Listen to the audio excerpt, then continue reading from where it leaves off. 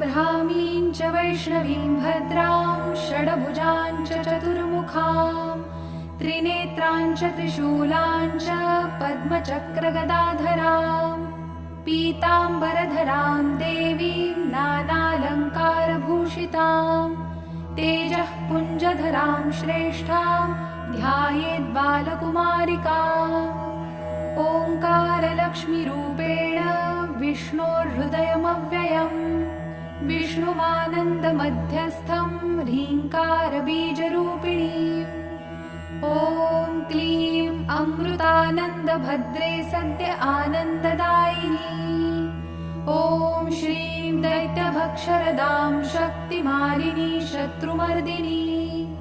तेजः प्रकाशिनी देवी वरदा शुभकारिणी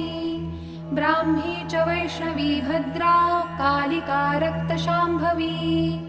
आकार ब्रह्मरूपेण ओङ्कारं विष्णुमव्ययम् सिद्धिलक्ष्मी परालक्ष्मी लक्षलक्ष्मी नमोऽस्तु ते